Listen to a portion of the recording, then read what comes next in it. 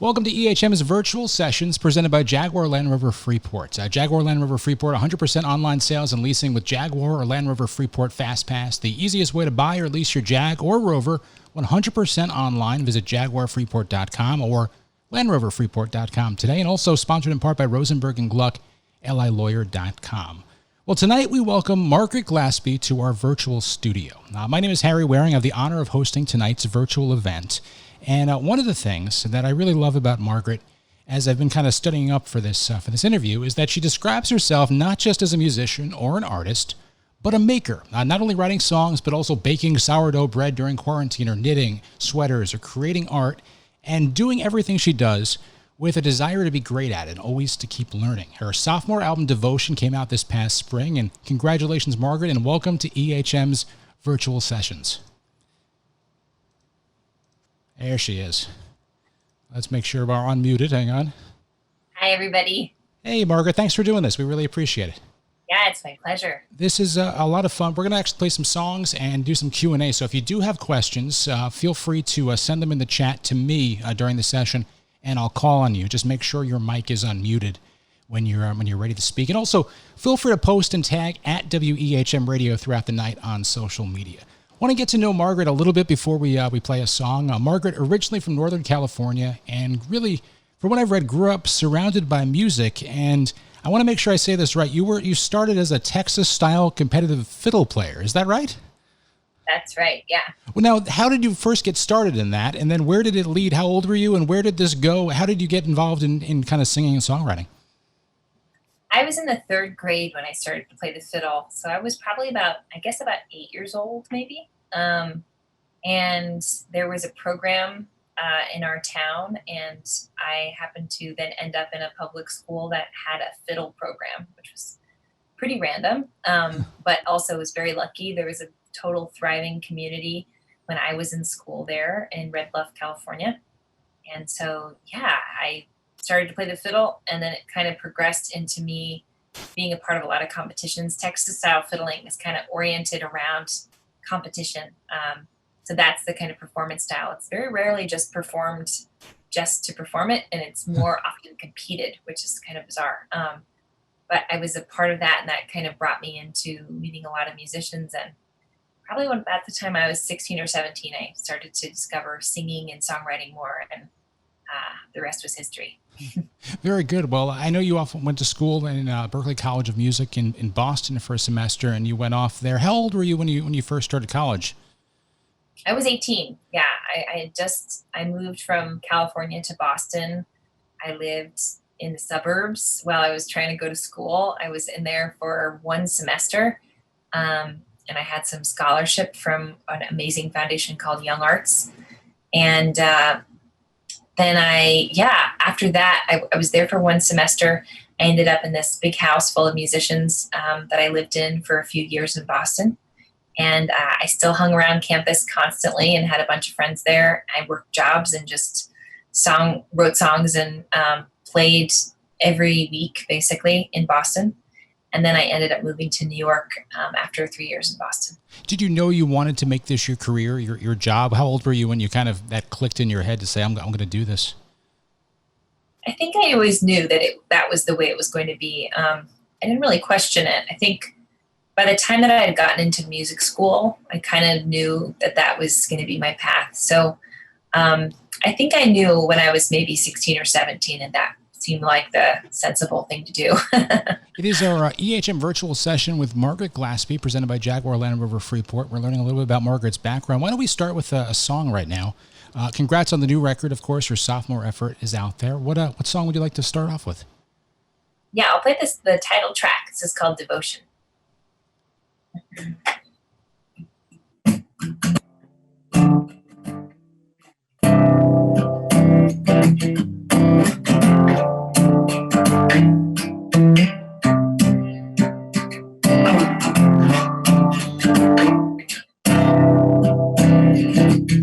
I know it's hard to think I might be needing something you didn't know I need.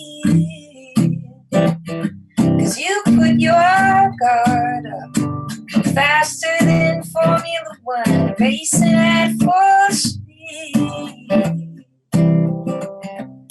Baby, I'm on your side. When I give you a piece of my mind, it's a sign of my devotion. When I show you my emotions, oh baby, I'm on your team. We don't need to fight and scream. It's a sign of my devotion. When I show you my emotions, na, na, na, na.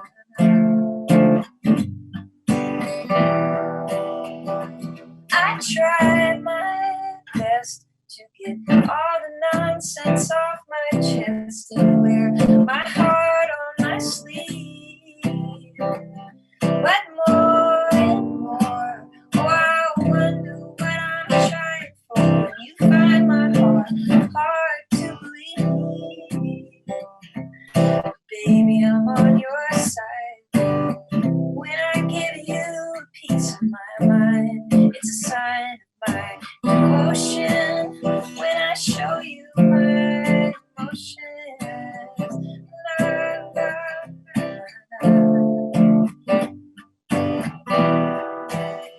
Don't have a heart attack when I talk back. I love you just the same.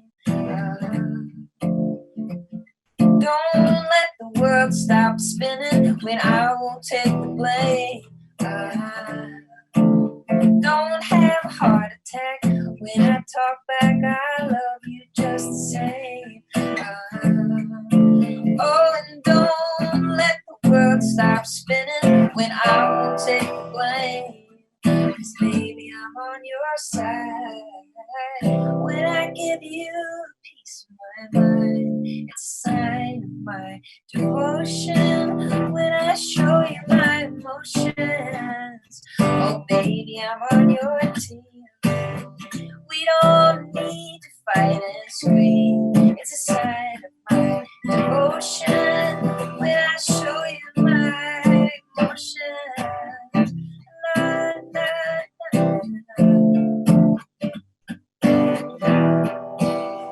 It's a sign of my devotion. When I show you my emotions.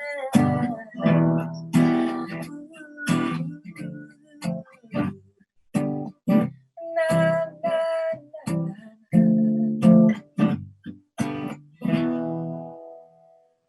Margaret Glaspy, part of EHM's virtual sessions here tonight. Great job there. Curious about the word devotion and what drew you to that word for the title of this record.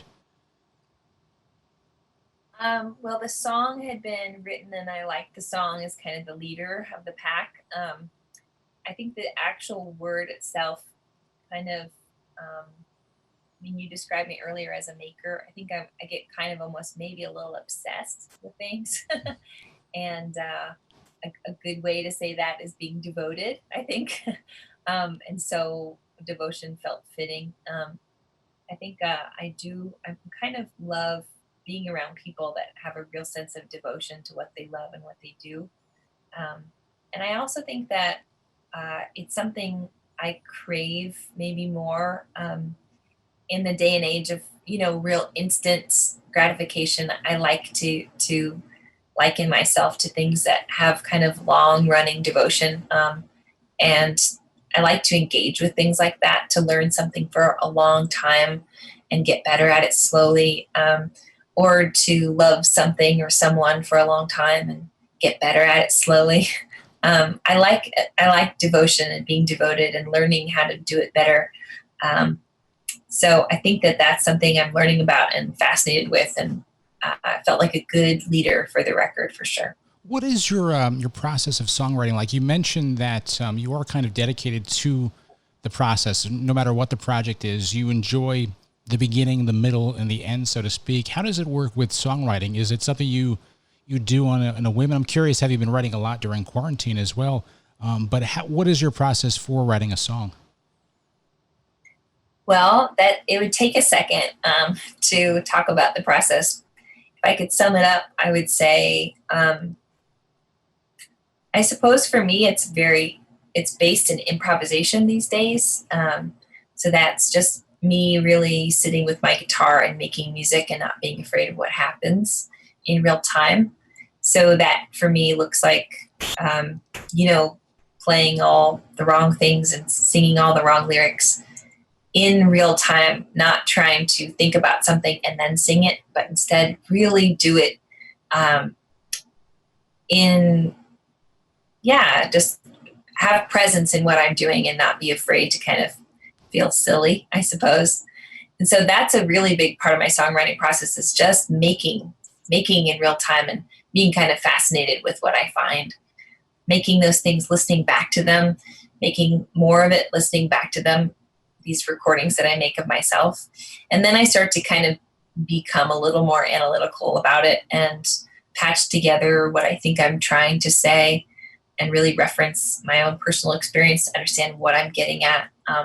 Maybe it's an experience that isn't my own, but it's something that I recognize in someone else. Yeah, that's a short way of putting it. What's it like to translate your process and then be able to, because I know this is something you're involved with, is teaching younger musicians how to write as well. Has that kind of changed the way you look at it as well? I think it's kind of geared me toward understanding it more analytically, for sure. And I think I always have looked at it as kind of more of a process, but I hadn't had to really break it down to someone else as much. Yeah.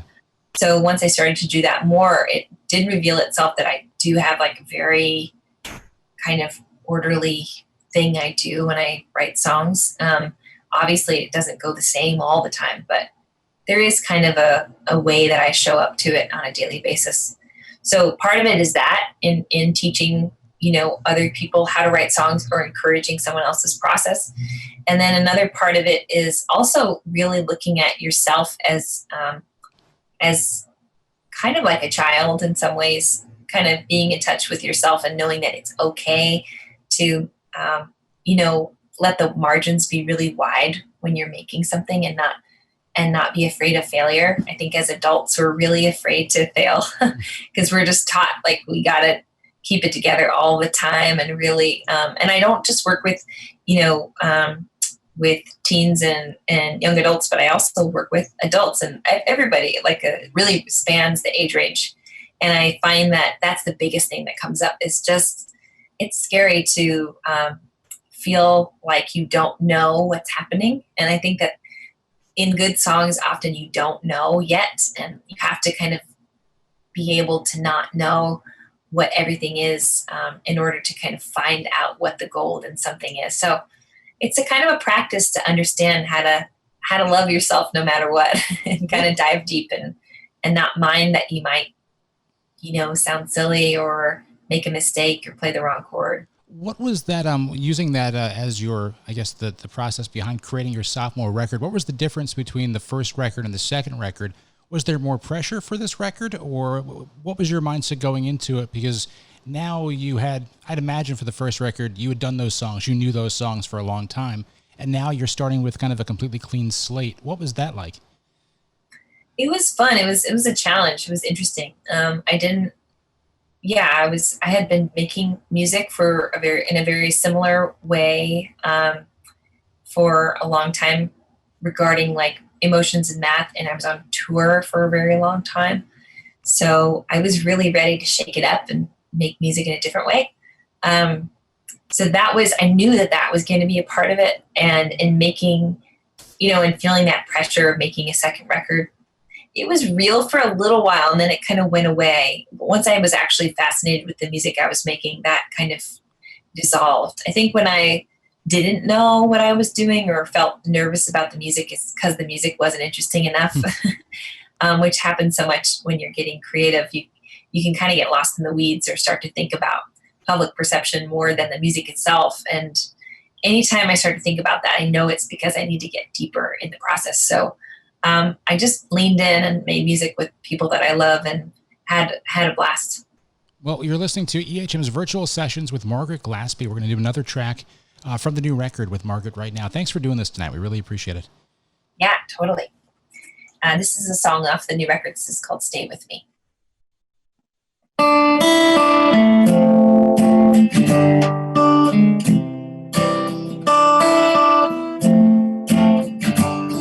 had nothing but trouble and bad news on the line for such a long time.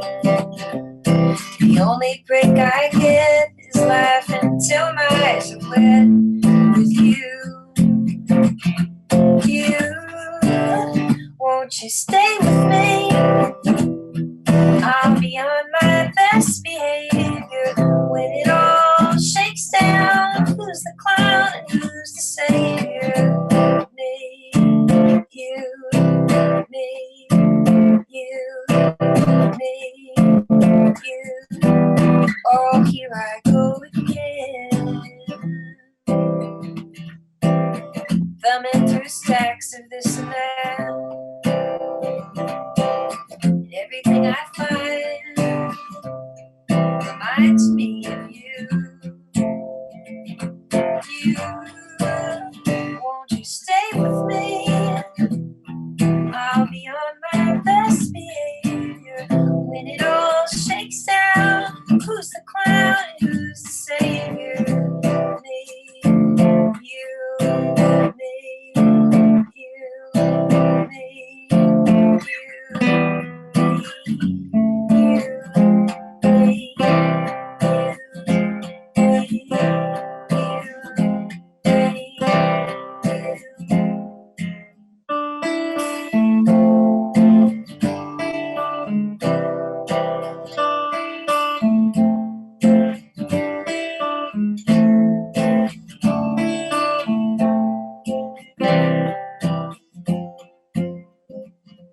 and just the thought of you, oh, needing something makes me want to do anything and everything. I just can't make sense of being on the fence about you, not you.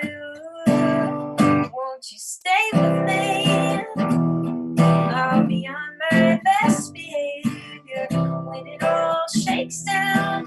Who's the clown and who's the savior? Stay with me. I'll be on my best behavior when it all shakes down. Who's the clown and who's the savior? Me, you, me, you, me, you, me.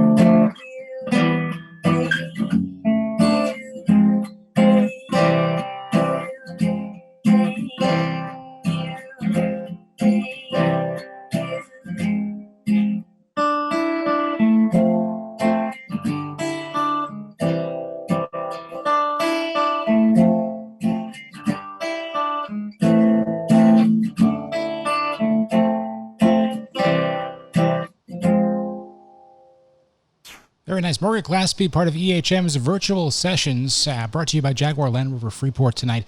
Thanks for being a part of our virtual studio, so to speak. It's nice to have our EHM listeners here as well. We'll open it up for some questions, so if you have any, feel free to send them into the chat. We'll get to Taylor's in just a little bit and some others. Curious your influences.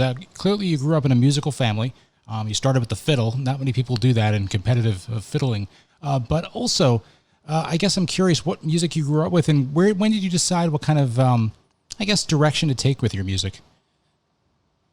Oh gosh, I think I'm always deciding, which direction to take. I never really, I don't think that will really end. But when I was young, I was surrounded by, guitars. Our house was filled with, there was a guitar in every room, usually like, there was a few kind of like Yamaha dreadnoughts, and then, it really spans. What else did we have? We had a couple 12-string guitars in the house. There were a few electric guitars. It was just a real guitar household. And I look back on it now and I realize, like, wow, that was kind of unique, actually. Looking at, I never went over to anyone else's house and there were that many guitars there as a child. So that was unique. And I think the first music I heard was really just my family. My brother is an excellent guitar player. My sister, great singer, plays some piano and guitar. My mom plays guitar and sings and plays a little bit of fiddle. my dad plays guitar and sings. So those were my first influences, I think, were my family. And then from there, there was a lot of jazz in our house. My dad's a big jazz fan.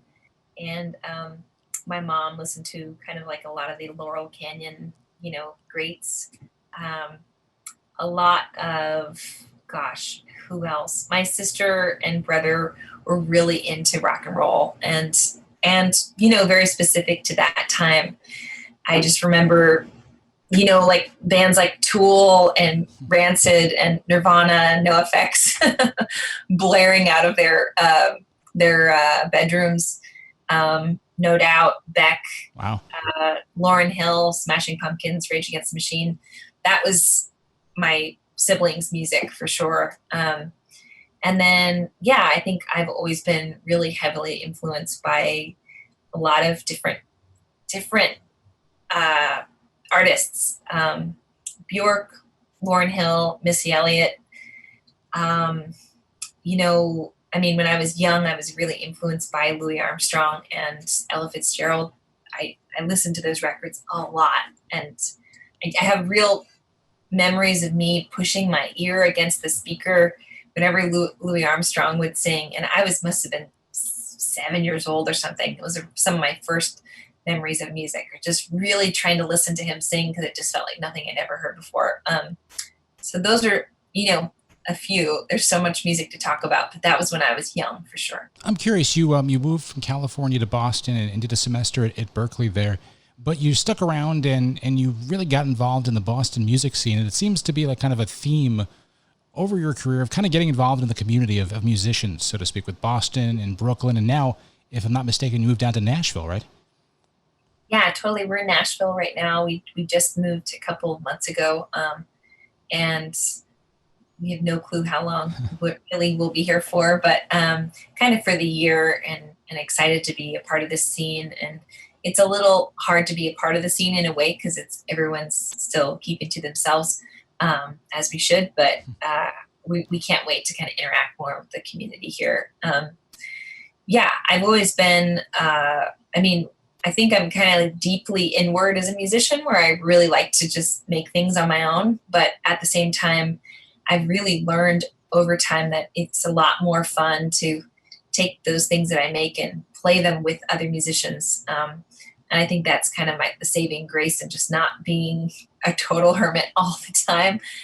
So that's important to me, that I interact with the community. And I think my partner, Julian, he's been kind of a teacher to me in that way. Of him, he's so deeply connected to his community and the jazz community, and it's when I see that, it inspires me to reach out more often, because the music community, it's a small pool in a lot of ways, and it's good to have buddies just for support and reference, and it's nice to know sometimes that you're not alone and you have other people that are just as nerdy and weird as you are.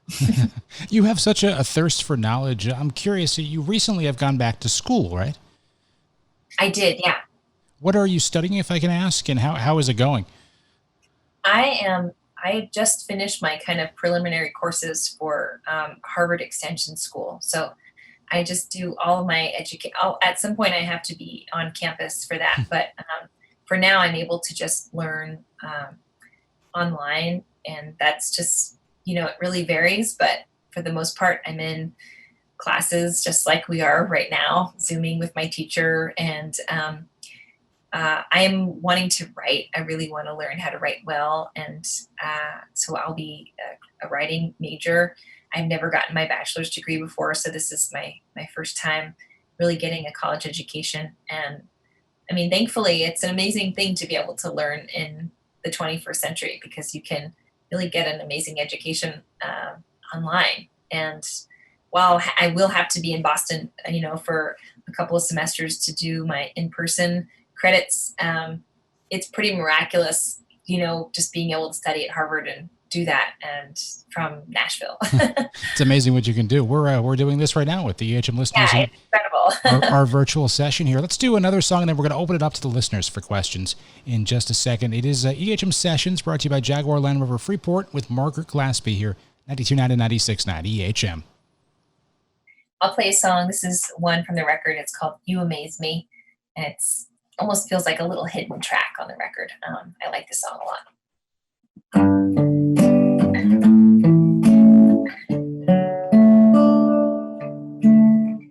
You amaze me, filling up those big shoes, looking at a sky of gray, never wishing it was blue,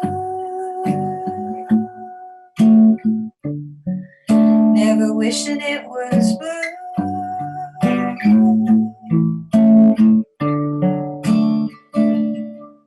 You amaze me, oh, where do I begin? You say you'll be there, you don't question how or when, you don't question how or when. And once you bit the dust, shooting for the moon, slam back down to earth, and it hurt more than you knew. But without a doubt or second guess, in a sea of no, you kept saying yes. You amaze me when the odds are slim to none. I know we've lost. You say you've already won. You say you've already won.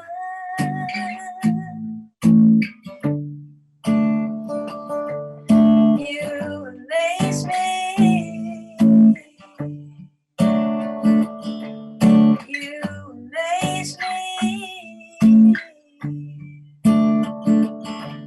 You amaze me.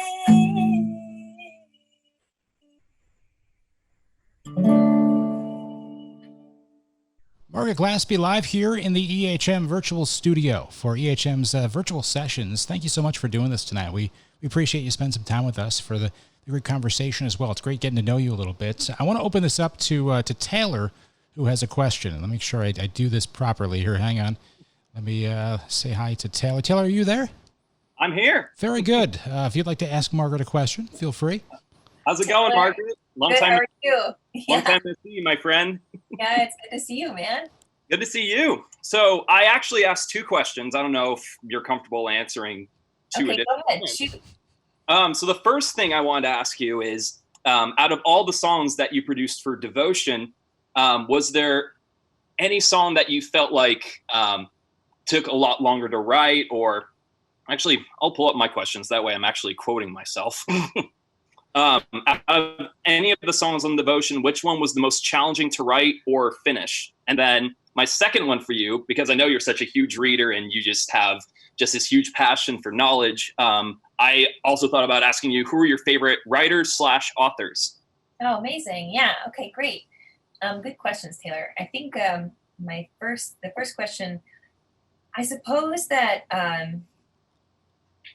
a lot of these songs, well, one song that was hard to get right was, what's that song called? Well, there was one that's, I'm like forgetting the titles to my own songs right now. I guess overall, the song Heartbreak was, I really wanted to get that one right. And I think that it felt like kind of more of a classic song that I've written, like in terms of it kind of taking on maybe the arrangement style of like a standard or maybe like a jazz R&B song in a certain way. And so that one felt kind of precious to me, and I really wanted to do that one justice. So I would say that was kind of a tricky one that I always kind of thought, God, I hope I didn't screw this up. In terms of my favorite authors, Oof. I'm a huge David Mitchell fan for fiction. I really love David Mitchell so much. And I think I might have, well, he's written maybe one or two newer books that I don't have, but I have his whole catalog, and I really like reading David Mitchell books. There you go. Gabriel Garcia Marquez is another author that I really, really love too. Yeah, those are probably two of my top two, both kind of more surrealist writers that I love. I just got done kind of with this class that was all focused more on poetry, more on kind of like war poetry. And I got familiarized with some poets. One of them, Marianne Moore. Marianne Moore is really interesting writer and pretty deep and kind of esoteric in a really cool way. So those are some suggestions. Very good. Thank you, Taylor. Let's next up, Delaney has a question for us. Let me make sure this is ready to go. Delaney, are you there? Yep. Yeah, so I was just kind of curious where else you might draw influence from in songwriting, like maybe mediums or art forms beyond music. Sure. So you just listed like a bunch of authors, but yeah. Yeah, there's a lot for me there. Alexander McQueen has always been a big inspiration to me. And I've been kind of obsessed with his clothing and just art form. His sense of art is pretty insane and kind of blows my mind. So I've watched quite a bit of his runway. I'll just watch McQueen runway shows all the time. They have them all documented on YouTube. So I will watch those kind of in their entirety and just kind of let it wash over me and see what happens. This record was kind of very inspired by McQueen in wanting to make something that, is totally all up in my head, but it was fun to think that I could make something maybe that he would like in some way, shape, or form. So that was obviously, I'll never know, but I think that it was an interesting conductor to kind of follow and seeing, what music would be good for a runway of his, or what songs might he like on the record, etc. Lee McQueen is not alive anymore, and I wish he was still with us, but his sense of fashion and art and clothing and design and style was kind of transcendent. So he's a big one for me. Thanks, Delaney. We're with Margaret Glaspy, part of 92.9 and 96.9 EHM's virtual sessions. Curious, obviously, before we do one more song to wrap this up, it's been a different kind of few months here. I'm sure you didn't expect to release the record at, I believe, the end of March was when Devotion came out. You've been quarantined for a while now, and you're kind of, what have you been up to? What have you been focusing on? Has it been writing? Has it been just listening to a lot of different music? I'm curious where your head's been at the past few months. I've been writing. Yes, I've been making a lot of new music, which has been great. And I'm working on a new record right now. I've also been, in the beginning of quarantine, I really made so much food. I was kind of the cook of the house. And so we had everything from scratch and really just made all of our own food. And it felt really nice to be able to do that, have the privilege to have good, fresh food at home and a roof over our head when everyone was, really in this time of uncertainty. So that's been one thing. I think another thing that's been really omnipresent, which I'm so thankful for, is just really getting like a deeper education in being a student of anti-racist work. So really kind of learning about, the systems that our country was built on and understanding how to where it puts myself in as a links in the chain, and how to try and dismantle them the best that we can. So that's been a really big topic of conversation and study in our house that we've been really passionate about as of late. Making music, we're working on some different education models to be able to teach songwriting more and more. And just and then school. It's been busy. It's been really busy. There's a lot to learn and a lot to dive into. So both Julian and I have been busy. Very good. Well, we can't wait to hear the stuff that comes out of quarantine, the quarantine record, as it's going to be, of course, called. And as we move forward, are you looking forward to getting back on the road, I'd imagine, too? When we don't know. I cannot wait. I cannot wait. It's going to be glorious. Well, Margaret, thank you so much for doing this. We really appreciate it. Any more questions, let us know. We're going to do one more song, and then we'll wrap up. Of course, it's EHM Virtual Sessions brought to you by Jaguar Land Rover Freeport, and also thanks in part to Rosenberg and Gluck and LILawyer.com. Thank you, Margaret Glaspy, for doing this. EHM's Virtual Sessions. One more song. Thank you. This is a song called Heartbreak off the record. Thanks so much for having me, you guys. Don't think I don't see you trying to say goodbye. Did you ever even say hello? You've got wings, take flight, break your vow, never let me go. It seems you're writing a book on how to make the heartache, and I've tried not to look for my own heart's sake. I thought I was happy, they swear you're a saint, and here I am suffering in vain. I'm feeling like my body's a burden, or just a place to put all of my pain. If not love, what are you serving? Heartbreak, heartbreak, heartbreak, heartbreak,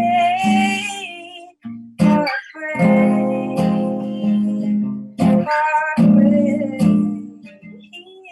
heartbreak,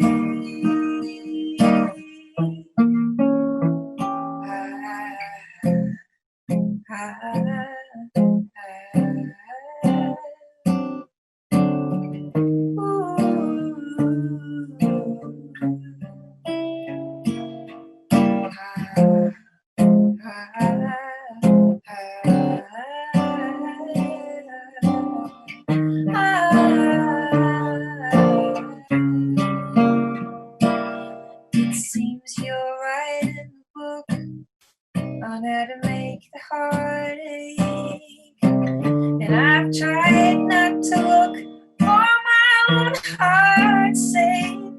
I thought I was happy, they swear you're a saint, and here I am suffering in vain. I'm feeling like my body's a burden, or just a place to put all of my pain. If not love, what are you serving? Heartbreak, heartbreak, heartbreak, heartbreak, heartbreak, heartbreak,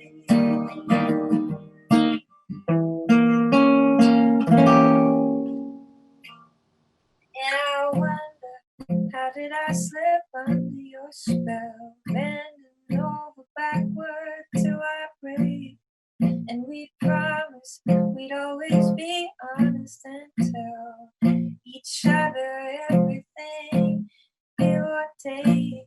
And I wonder, how did I slip under your spell? Bending over backwards till I break.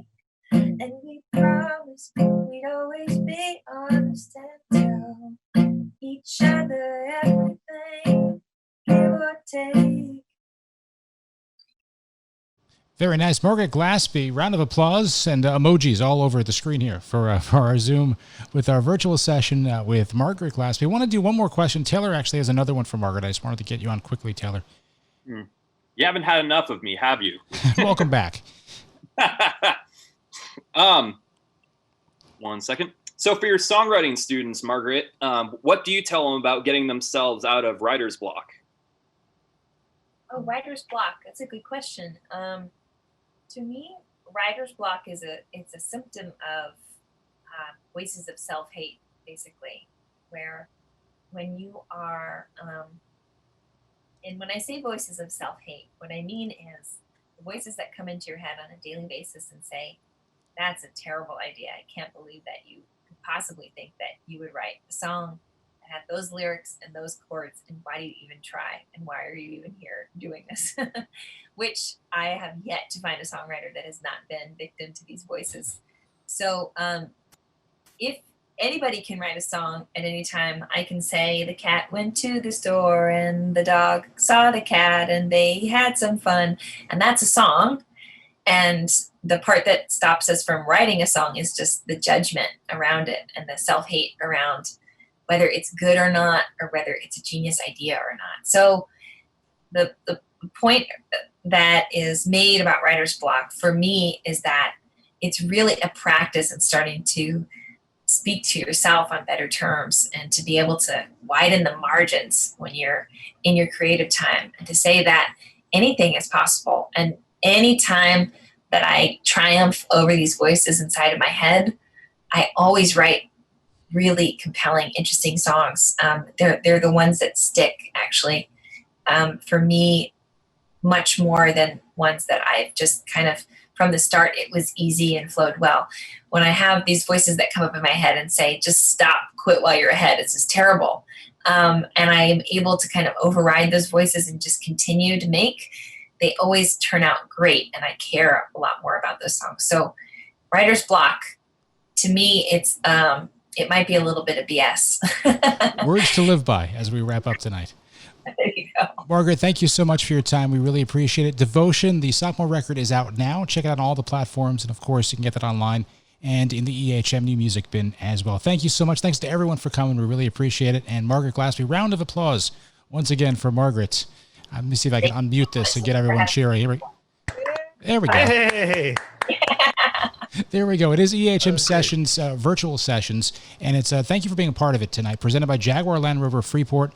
Jaguar Land Rover Freeport, 100% online sales and leasing with Jaguar or Land Rover Freeport Fast Pass. The easiest way to buy or lease your Jag or Rover, 100% online. Visit jaguarfreeport.com or landroverfreeport.com today. And also sponsored in part by Rosenberg and Gluck, lilawyer.com. Thanks to everyone for coming out tonight. Get home safe. Thanks for listening to EHM. We appreciate it. And thanks for Margaret, thank you so much again for being a part of EHM's virtual sessions. It's my pleasure. Everybody stay safe and be well. Thank you so much, guys. Thank you, Margaret. Have a good night. Thanks, guys. Thanks for coming. We really appreciate it. Have a great night. You too. Thanks. Bye-bye. Bye-bye.